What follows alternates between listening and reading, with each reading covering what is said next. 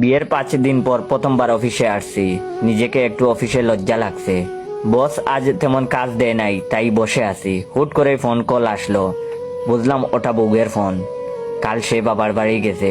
তখন আমি কল ধরে বললাম, হ্যালো, আসসালামু আলাইকুম। সে বলল, ওয়ালাইকুম আসসালাম। ব্যস্ত আছেন? আমি বললাম, না, বলো। সে বলল, বলছিলাম আব্বু আজ আপনাকে দুপুরে দাওয়াতে ডাকছিল। তখন আমি বললাম, হ্যাঁ মনে আছে, তবে অফিস শেষ করতে করতে বিকেল হয়ে যাবে না? তখন সে বলল, ছুটি নিয়ে আসেন। আমি বললাম, আচ্ছা দেখছি কি করা যায়। তখন সে বলল, কি খাবেন, কি রান্না করব? আমার তার কথা শুনে চোখ দিয়ে পানি বের হয়ে গেল। কেন যে বিয়ে এত দেরি করে করলাম, এত ভালো বিবাহিত জীবন। তখন সে বলল, বলেন চুপ কেন? আমি বললাম, না কিছু না, যেটা খুশি রান্না করো, অতিরিক্ত কিছু করার দরকার নেই। তখন সে বলল, আচ্ছা শুনেন, আপনার ফেসবুক আইডির লিঙ্কটা যদি দিতেন, খুঁজে পাচ্ছি না তো। তখন আমি বললাম, আচ্ছা মেসেজ করে দিচ্ছি। তারপরে মনে মনে বললাম, আহা কত ভালো বউ আমার। ভার্সিটি পাশ করা মেয়ে, তারপরও স্বামীকে আপনি ছাড়া তুমি বলতে চায় না। আল্লাহ এমন ভালো বউ যেন সবাইকে দে। এখন প্রায় দুপুর হয়ে গেছে। এমন সময় বউ আমার আবার কল দিল। আমি বসের থেকে ছুটি নিয়ে অফিস থেকে বের হয়েছি।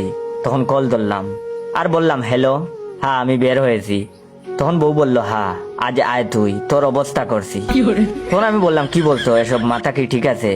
তুই তুকারি করছো কেন আমাকে? তখন সে বলল, তুই আমাকে এভাবে ধোঁকা দিলি। আমি বললাম, ধোঁকা কিভাবে, কি বলছো? যাই হোক, ভিডিওটা শেষ করার আগে আপনাদের কাছ থেকে কিছুটা সময় নিচ্ছি। অনেকে আমার ভিডিওতে কমেন্ট করেন এটা কি রিয়েল না ফেক পেজ বা টিকটক অ্যাকাউন্ট।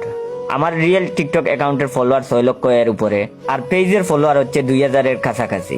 তো আমার পেজের নামটা ফেসবুকে ঢুকেই সার্চ মারবেন, ইয়োর জয়, সবগুলা ক্যাপিটাল হাতের অক্ষর দিবেন। আর ভাইয়ের বর্তমানে আইডি রিচ ডাউন। একটু কষ্ট করে ভিডিওটা আপনার 15 জন বন্ধুকে শেয়ার করে দিবেন। মনে মনে ভাবলাম, একটা প্রেমিকা ছিল, বছর খানেক আগে বিয়ে হয়ে গেছে। ওই হারামি মিথ্যা করে কিছু বলছে নাকি? ও জানবে কিভাবে? আমি তো এখনো আমার বউকে কাউকে চেনাই নাই, ফেসবুকেও একটা ছবি পর্যন্ত দেই নাই। তখন আমি বউকে বললাম, কি হয়েছে? তখন সে বলল, ফেসবুক দেখ, আমার আইডিতে মেসেজ চেক দে, বলে ফোন কেটে দিল। আমি তাড়াতাড়ি ফেসবুকে গিয়ে তার আইডিতে গিয়ে দেখি আজ থেকে 3 বছর আগের কনভার্সন। তার পিছনে আমি 1 বছর লেগেছিলাম, তাও তাকে পটাতে পারি নাই। কত গান কবিতা সব লিখে দিয়েছিলাম, সব অবশ্য কপি ছিল। তাও সে না ছবি দিয়েছিল, না ফোন নম্বর। অবশেষে চরম বিরক্তি নিয়ে শেষ মেসেজ দিয়েছিল, তোর মতো শেষরা ছেলের সাথে প্রেম করার চাইতে আজীবন সিঙ্গেল থাকবো। বিয়ে তো অনেক দূরের কথা। আমার মাথার চক্কর দিচ্ছে, এই মুহূর্তে কি শ্বশুর বাড়ি যাওয়া ঠিক হবে? এদিকে পিয়ন ও মিষ্টি নিয়ে হাজির।